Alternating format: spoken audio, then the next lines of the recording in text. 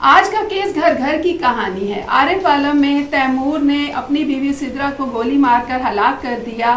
اور کہانی یہ بنائی کہ ڈاکو آئے تھے اور انہوں نے اسے گولی مار دی۔ جب ہم اس کا سچویشنل انالیسس کرتے ہیں تو پتہ چلتا ہے کہ گھریلو جھگڑے ان کے ہوتے رہتے تھے اور ان جھگڑوں میں ہی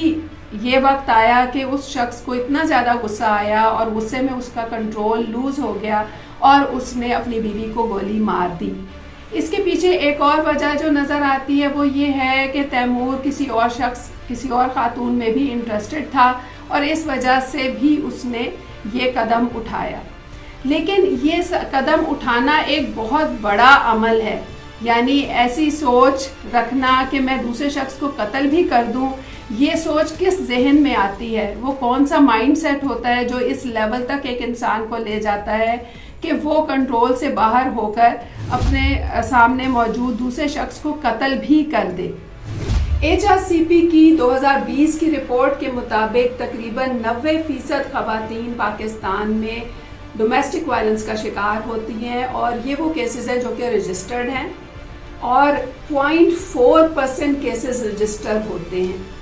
اس کی کیا وجہ ہے؟ ہم اس کی وجہ پر جب غور کرتے ہیں تو پتہ چلتا ہے کہ سب سے پہلی وجہ ہمارا پیٹریارکیل سسٹم ہے، یعنی جو ہم مرد کو عورت پر فوقیت دیتے ہیں اور اس کا ناجائز فائدہ اٹھاتے ہیں۔ تو ایک سب سے بڑی وجہ تو یہی ہے، ڈسکریمنیشن ہے، یعنی عورت اور مرد میں جو ڈسکریمنیٹ کیا جاتا ہے، عورت کو ایک لیول نیچے رکھا جاتا ہے اور اس کی وجہ سے اس کو اپنا سب آرڈینیٹ فیل کرایا جاتا ہے۔ تو اس کی وجہ سے عورت جو ہے وہ اپنے آپ کو ہمیشہ ڈپینڈنٹ اور سبمسو محسوس کرتی ہے اور پھر وہ اپنے لیے آواز نہیں اٹھا پاتی۔ اسی طرح سے اور بھی بہت سی وجوہات ہوتی ہیں جس میں کہ آپ اگر دیکھیں تو لیک آف اویئرنیس ایک بہت بڑی وجہ ہے، یعنی عورتوں کو پتہ ہی نہیں ہوتا کہ ان کے کیا حقوق ہیں، ان کو صرف وہی پتہ ہوتا ہے جو کہ اس سوسائٹی نے انہیں بتایا ہوتا ہے کہ وہ مرد کی غلام ہے اور اس کی مرضی سے انہوں نے چلنا ہے۔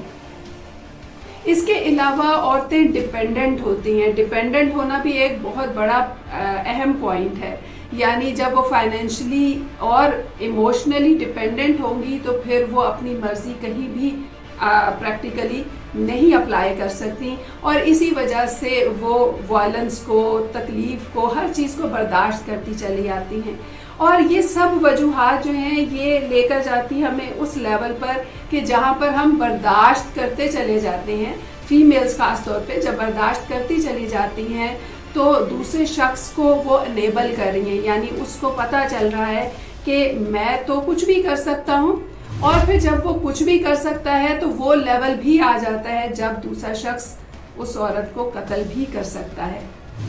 ایسی صورتحال میں کیا جا سکتا ہے؟ سب سے پہلی چیز جس پر میں فوکس کروں گی ایز اے سائیکالوجسٹ وہ ہے سیلف کنٹرول۔ ہر شخص کو اپنے سیلف پر کنٹرول ڈیولپ کرنے کی ضرورت ہے۔ دوسروں پہ کنٹرول تو ڈیولپ لوگ کر رہے ہوتے ہیں لیکن اپنے اوپر فوکس نہیں کرتے کہ مجھے اپنے اوپر کیسے کنٹرول رکھنا ہے تاکہ میں کسی بھی صورتحال میں اس لیول پہ نہ پہنچ جاؤں کہ میں کسی کو قتل کر دوں۔ تو یہ جو سیلف کنٹرول ہوتا ہے یہ آپ کے اندر خود سے پیدا نہیں ہوتا، آپ کو پیدا کرنا پڑتا ہے۔ اس کے لیے سب سے پہلا کام آپ ریلیکسیشن پہ فوکس کریں۔ جو بھی شخص اپنے اندر محسوس کرتا ہے کہ اس کے اندر غصہ زیادہ ہے اور وہ غصے میں بے قابو ہو جاتا ہے، اس کو ریلیکسیشن پر فوکس کرنا چاہیے، یعنی سارا دن میں مختلف ٹائمز میں وہ اپنے آپ کو ڈیپ بریدنگ کر کے باڈی کو ریلیکس کر کے اپنے آپ کو ریلیکسیشن دیں۔ اس کے علاوہ جن لوگوں میں غصہ زیادہ ہوتا ہے ان کو اپنے آپ کو فزیکلی ایکٹیو بنانا چاہیے، یعنی ایکسرسائز کریں، واک کریں، جم کریں۔ پھر اس کے بعد تیسرا پوائنٹ آ جاتا ہے کہ اپنے ذہن کی ٹریننگ کریں۔ دوسرے شخص کو اپنے انڈر تصور کریں گے، اپنی مرضی اس پر چلانے کی کوشش کریں گے، زبردستی کریں گے تو نقصان اٹھائیں گے، خود بھی اور دوسرے کو بھی تکلیف پہنچائیں گے۔ مسائل کا اتنی شدت اختیار کر جانا کہ ایک دوسرے کو قتل کر دیا جائے، یہ لیول تو بعد میں آتا ہے، لیکن جو ڈیلی روٹین میں ہم دیکھتے ہیں کہ ہمارے سوسائٹی میں اکثر فیملیز میں جھگڑے اور لڑائیاں ہو رہی ہوتی ہیں۔ ان جھگڑوں کا ذہن پر بہت برا اثر پڑتا ہے، ایک تو وہ لوگ جو کہ جھگڑ رہے ہوتے ہیں، جو بڑے ہوتے ہیں، ان کے اوپر تو بہت ہی برا اثر پڑتا ہے، لیکن ساتھ ہی ساتھ ہماری نئی جنریشن تباہ ہو رہی ہوتی ہے، یعنی بچے تباہ ہو رہے ہوتے ہیں، بچوں کو پتہ چل رہا ہوتا ہے کہ انہوں نے بڑے ہو کر کیا کرنا ہے، یعنی بڑے ہو کر وہ بھی غصہ کریں گے، وہ بھی جھگڑا کریں گے، وہ بھی اسی طرح سے دوسرے سے اپنی بات منوانے کی کوشش کریں گے۔ اگر آپ غور کریں تو موسٹلی ان جھگڑوں میں دوسرے سے اپنی بات منوانے کی کوشش ہوتی ہے۔